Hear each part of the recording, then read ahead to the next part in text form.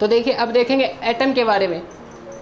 तो आपने 10th 11th class में देखा भी होगा, केमिस्ट्री में 11th क्लास में एटम की स्ट्रक्चर के बारे में देखा होगा थोड़ा बहुत, कि एटम जो है वो 3 पार्टिकल से मिलकर बना होता है, इलेक्ट्रॉन, प्रोटॉन और न्यूट्रॉन। और जिनमें प्रोटॉन और न्यूट्रॉन जो होते हैं वो न्यूक्लियस के अंदर होते हैं, और इलेक्ट्रॉन जो होते हैं वो न्यूक्लियस के चारों ओर मूव करते हैं। तो देखिए ये है एटम की स्ट्रक्चर, ये न्यूक्लियस है, इसके अंदर प्रोटॉन और न्यूट्रॉन है, प्रोटॉन और न्यूट्रॉन होते हैं न्यूक्लियस के अंदर, और ये जो इलेक्ट्रॉन है ये न्यूक्लियस के अराउंड चक्कर लगाते हैं। ये है basic structure of electron, basic structure of atom. तो अब देखिए, अब ये आपको याद क्या रखना है कि कोई भी एटम है यदि वो न्यूट्रल है, आपको पता है कि प्रोटॉन के ऊपर पॉजिटिव चार्ज होता है ये प्लस 1.6 × 10⁻⁻19 कूलम, और इलेक्ट्रॉन के ऊपर नेगेटिव में होता है माइनस 1.6 × 10⁻⁻19 कूलम। सेम अमाउंट में होता है, केवल नेचर का अंतर है, ये प्लस में है और ये माइनस में है। अब देखिए यदि कोई भी एटम है जिसके अंदर, अब देखिए एटम की बात करते हैं, तो एटम में होता क्या है कि जितने प्रोटॉन होते हैं उतने इलेक्ट्रॉन होते हैं एटम के अंदर, जितने प्रोटॉन होते हैं उतने ही इलेक्ट्रॉन होते हैं। तो कहने का मतलब जितने प्रोटॉन के ऊपर चार्ज है उतना ही इलेक्ट्रॉन के ऊपर चार्ज होता है। तो प्रोटॉन और इलेक्ट्रॉन का चार्ज कैंसिल आउट होकर 0 आता है। कहने का मतलब कि कोई भी एटम होता है वो इलेक्ट्रिकली न्यूट्रल होता है। अब देखिए अपन सोडियम एटम की बात करते हैं कि सोडियम एटम का एटॉमिक नंबर होता है 11।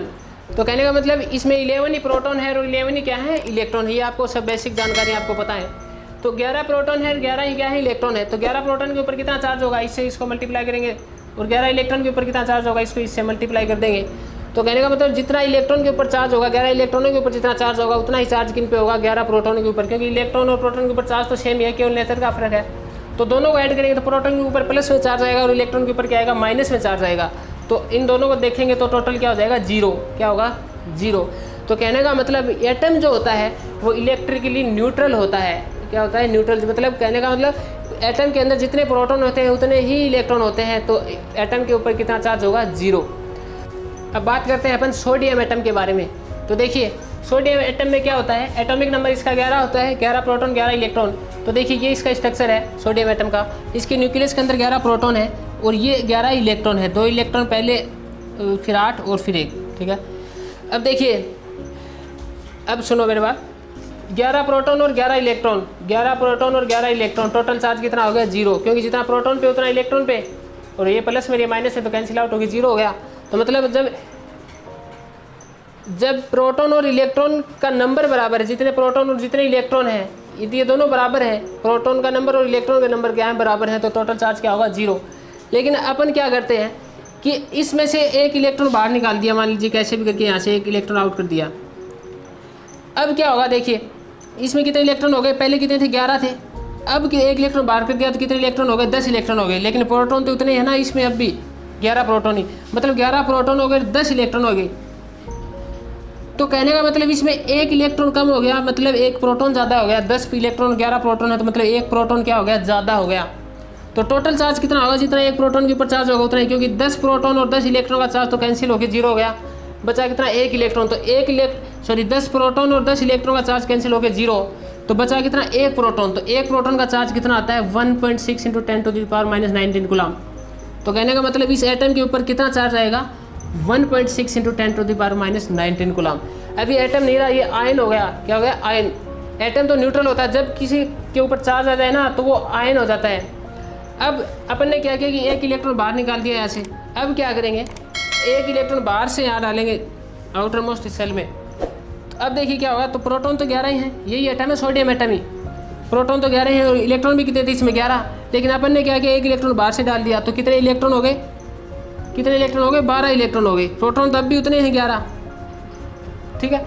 तो देखिए 11 प्रोटॉन और 12 इलेक्ट्रॉन, तो एक इलेक्ट्रॉन ज़्यादा हो गया ना, 11 प्रोटॉन और 12 इलेक्ट्रॉन। तो 11 प्रोटॉन का चार्ज और 11 इलेक्ट्रॉन का चार्ज तो कैंसिल हो गया, 0। बचा कितना, एक इलेक्ट्रॉन बचा। तो एक इलेक्ट्रॉन का चार्ज कितना होता है, -1.6 × 10⁻⁻19 कूलम। तो कहने का मतलब इसके ऊपर क्या आएगा, नेगेटिव चार्ज आएगा, क्योंकि इसके अंदर इलेक्ट्रॉन क्या है, ज़्यादा है। देखिए यहाँ कितने 12 इलेक्ट्रॉन थे ना, प्रोटॉन से एक इलेक्ट्रॉन ज़्यादा है, और यहाँ का था एक इलेक्ट्रॉन कम हो गया था प्रोटॉन से, तो पॉजिटिव चार्ज आ गया। मतलब जब प्रोटॉनों की संख्या जब प्रोटॉनों का नंबर क्या हो, ज़्यादा हो, जब प्रोटॉनों का नंबर क्या हो जाता है, या प्रोटॉन ज़्यादा है तो पॉजिटिव चार्ज आएगा। और जब प्रोटोनों का नंबर कम हो तो नेगेटिव चार्ज आएगा। कहने का मतलब देखिए दोबारा से, अब आपको याद क्या रखना है, जब आपको सिर्फ बात करनी इलेक्ट्रॉन की, क्योंकि यहाँ देखिए इलेक्ट्रॉन निकाल रहे हैं और या इलेक्ट्रॉन डाल रहे हैं, तो कहने का मतलब किसका नंबर चेंज हो रहा है, इलेक्ट्रॉनों का नंबर चेंज हो रहा है। तो कहने का मतलब ये है कि जब इलेक्ट्रॉनों की संख्या, इलेक्ट्रॉनों का नंबर कम हो तो एटम के ऊपर पॉजिटिव चार्ज आएगा, और जब इलेक्ट्रॉनों की नंबर ज़्यादा हो जाए तो इलेक्ट्रॉन के ऊपर क्या आएगा, नेगेटिव चार्ज आएगा। अब एक बात और ध्यान में रखना, देखिए यहाँ 11 प्रोटॉन थे, 11 प्रोटॉन ही यहाँ हैं, यहाँ भी 11 प्रोटॉन 11 प्रोटॉन, मतलब प्रोटॉन के नंबर में कोई चेंज नहीं हो रहा। किसका ट्रांसफर हो रहा है, केवल इलेक्ट्रॉनों का। तो ये बात हमेशा याद रखना, जब भी किसी बॉडी के ऊपर चार्ज आता है तो इसका फर्स्ट रीज़न यही है, सिंपल रीज़न ये है कि उसके अंदर या तो इलेक्ट्रॉन ज़्यादा है या फिर इलेक्ट्रॉन क्या है, कम। केवल एक बॉडी से दूसरी बॉडी में चार्ज आता है या जाता है तो केवल इलेक्ट्रॉनों के ट्रांसफ़र के कारण ऐसा होता है। प्रोटॉन कभी भी एक बॉडी से दूसरी बॉडी में ट्रांसफ़र नहीं करते। इसका भी रीज़न है कि प्रोटॉन ही क्यों नहीं जाते, तो ये देखेंगे। तो कहने का मतलब यदि किसी बॉडी के ऊपर चार्ज है तो इसका मतलब या तो उसमें इलेक्ट्रॉन ज़्यादा है या फिर इलेक्ट्रॉन कम है। प्रोटॉनों की संख्या में कोई चेंज नहीं होता है। तो मतलब कि किसी बॉडी के ऊपर चार्ज आएगा तो केवल इलेक्ट्रॉनों का ट्रांसफ़र होगा, प्रोटॉनों का ट्रांसफ़र क्यों नहीं होगा। तो प्रोटॉनों का ट्रांसफ़र क्यों नहीं होगा, तो देखिए प्रोटॉन का मास होता है 1.67 × 10⁻26 kg और इलेक्ट्रॉन का मास होता है 99.1 × 10⁻31 kg। इसको आप देखोगे ना तो प्रोटॉन इससे 10,000 गुना भारी है, इलेक्ट्रॉन से 10,000 टाइम भारी है इससे। मतलब कहने का ये है कि प्रोटॉन का मास जो है इलेक्ट्रॉन के मास से बहुत ज़्यादा है, ह्यूज अमाउंट में। तो इसलिए प्रोटॉन मैसिव पार्टिकल होने की वजह से प्रोटॉनों का ट्रांसफ़र नहीं होता है। तो एक बात हमेशा याद रखना आप कि जब भी किसी बॉडी में चार्ज ट्रांसफ़र होता है या जब भी किसी बॉडी में चार्ज आता है तो केवल इलेक्ट्रॉनों का ट्रांसफ़र होता है, नहीं कि प्रोटॉनों का, क्योंकि प्रोटॉन बहुत ज़्यादा मैसिव पार्टिकल है इलेक्ट्रॉन के बजाय। उम्मीद करते हैं कि आपको ये वीडियो समझ में आया होगा। यदि अब भी कोई आपको डाउट है तो हमें कमेंट में करके जरूर बताएं, आपका जरूर सजेशन होगा।